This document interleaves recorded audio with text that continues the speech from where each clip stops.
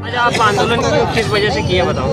आज हम आंदोलन किए, वन विभाग ने जो तानाशाही सिराली और रेडगांव तहसील के जो आदिवासियों को किया जा रहा है उनके खिलाफ किए कि इन्होंने जो वर्षों से आदिवासी ज़मीन पर काबिज थे 30 साल से, उनकी ज़मीन पर जेसीबी चलाकर रोन दिए।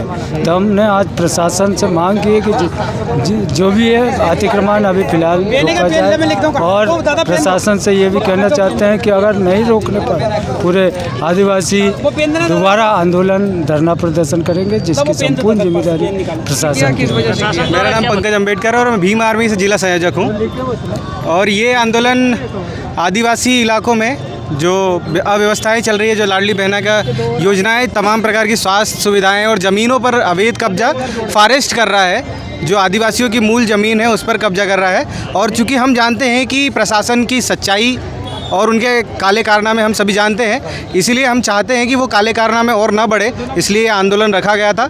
हमारी मांगे यही थी कि जो मूलभूत सुविधाएं आदिवासी इलाकों में मिलनी चाहिए वो अभी तक नहीं मिल रही है आज़ाद भारत के 70 साल होने के बाद। तो हम उन योजनाओं को ठीक ढंग से लागू है उसके लिए यहाँ आए थे और ये आंदोलन किया था। अगर आगे भी ऐसा नहीं होता है तो फिर जोरदार आंदोलन होगा और जिसकी जिम्मेदारी प्रशासन की होगी। और सोशल मीडिया द्वारा मतलब जानकारी मिली थी आपको कुछ दिन पहले जेल भेजा गया था जी, तो किस कारण से?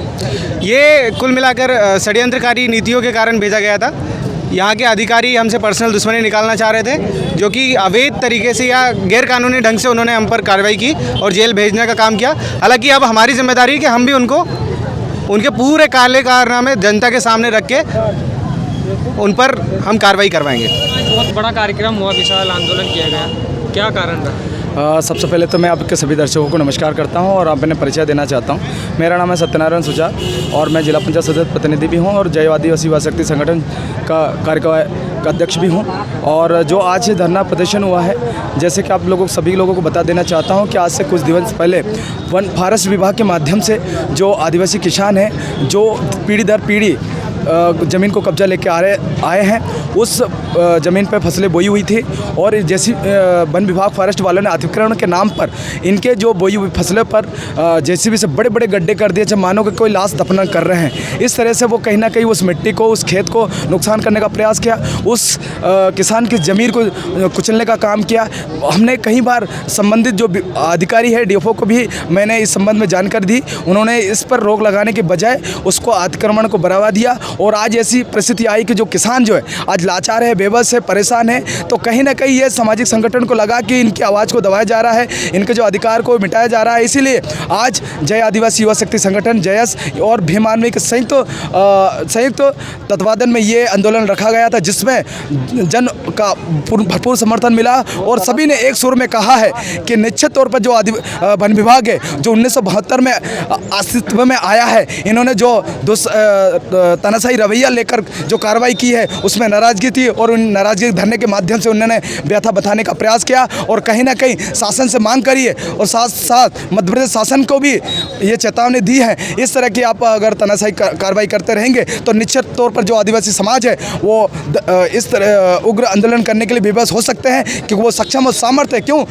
50-70 साल के बाद भी उनका जो विकास के नाम पर जो उनके साथ धोखा आ रहा है, इस बात को बखूबी जानते हैं और संगठन भी इस बात को जानते हैं। इसीलिए आज जयस के नेतृत्व में और पूरे आदिवासी समाज ने एकजुट होने के साथ साथ जो आंदोलन को सफल बनाया है, इसको लेकर हम लोग आज पहुंचे हैं। और साथ ही एक बहुत बड़ा मुद्दा है जो लाडली बहना योजना का, इसमें पक्षपात किया जा रहा है। जो आदिवासी क्षेत्रों में टावर नहीं होने के कारण केवाईसी नहीं हो पाई है, इसके कारण आज हजारों महिलाएं वंचित रहेंगी। कहीं ना कहीं वो आज जो सरकार कहती है कि बहना जो है वो उनकी लाडली है और आज जिस तरह से लाडली बहना सड़क पर बैठी हुई है, तो कहीं ना कहीं ये दुर्दशा देख करके हमें एहसास हुआ कि सरकार इनके ओर ध्यान नहीं दे रही है, इनके ओर ध्यान दे और इस योजना से लाभ उनको प्राप्त हो। इसलिए यह धरना रखी गई थी और महिलाओं ने चढ़ बढ़ कर जो हिस्सा लिया और सफल बनाया, उसके लिए उनको धन्यवाद भी करता हूँ। क्या इसमें जिला प्रशासन मिला हुआ है? ये जिला प्रशासन की जो निष्क्रियता है, कहीं ना कहीं हम 20 के बाद लगातार देखने को मिल रहा है। उनके पास हम कागज़ पहुँचाते हैं, ज्ञापन के नाम पे डस्टबिन पे फेंक देते हैं और कहीं ना कहीं उच्च अधिकारी तक बताए उसमें क्या फॉरेस्ट विभाग मिला हुआ है? इसमें पूरी तरह से मैं मानता हूँ फॉरेस्ट विभाग की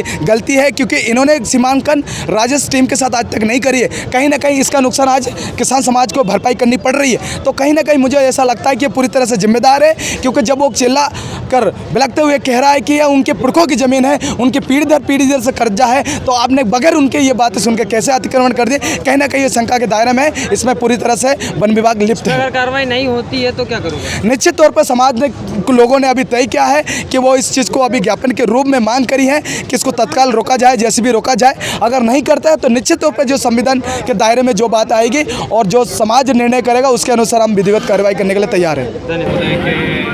निर्देशन में सभी जो अपने ज़िले में हॉस्टल्स है उनके लिए एक अधिकारी नियुक्त है जो कि हॉस्टल्स का निरीक्षण कर रहे हैं, ठीक है।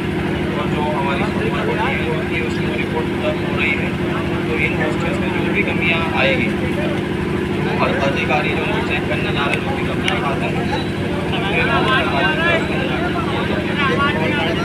लाडली बहना का जो आप बता रहे हैं, एक बार हम संबंधित विभाग को आपके हमारे आवेदन सौंपने के ये समय क्यों नहीं हो पाए, क्या इसके कारण है, इसमें गलती देखी जाएगी। और लाडली बहना योजना शुरू की गई है तो गरीबों के लिए की गई है, और वन क्षेत्र और आंचलिक क्षेत्र में आदिवासी समुदाय के लोग रहते हैं और सभी महिलाएं जो है हमारे वर्ग की गरीब हैं और हमारी प्रत्येक महिला को जो है इसका लाभ मिलना चाहिए।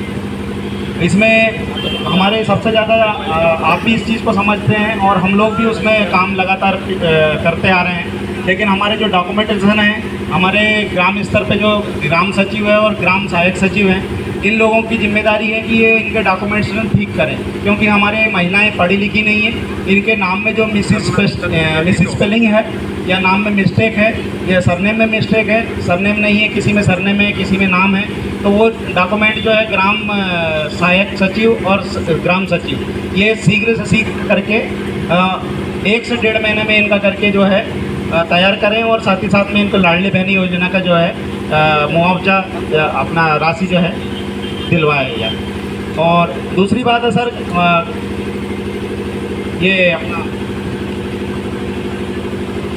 छात्रावास की समस्या आई थी हमारे पास में कि हरदा जिले के अंदर में जितने छात्रावास हैं जिसमें SC और ST छात्रावास हैं उनमें बालक बालिकाओं को सही तरीके से सुविधा नहीं उपलब्ध हो रही। कुछ हॉस्टलों में तो ठीक तरीके से हो रही है, लेकिन ज़्यादातर हॉस्टलों में उनको सुविधा नहीं है। और कुछ हॉस्टल जो प्राइवेट भवनों में हैं वो उनमें तो सुविधा बहुत कम है। कुछ प्राइवेट भवनों में तो खेल के ग्राउंड भी नहीं है, तो उनको जो है सही तरीके से चालू करने के लिए या तो भूमि आवंटित की जाए और वहाँ पर भवन बना करके जो है छात्रावास सुचारू रूप से चलाया जाए, क्योंकि हमारे जो विभाग का है अनुसूचित जनजाति कल्याण विभाग का पैसा वो ऐसे ही बर्बाद हो रहा है, क्योंकि हमारे जो बच्चे हैं उसमें सही तरीके से पढ़ाई भी नहीं कर पाते हैं, उनको सुविधाएं मूलभूत सुविधाएं भी नहीं मिलती, पानी भी नहीं है। जैसे टीमन्नी का छात्रावास है पोस्ट मैट्रिक, वहाँ पर जो है बच्चों को टॉयलेट की व्यवस्था जाकर देखेंगे सर तो आप खुद नहीं जा पाएंगे, इतनी बुरी उनकी वहाँ पर है।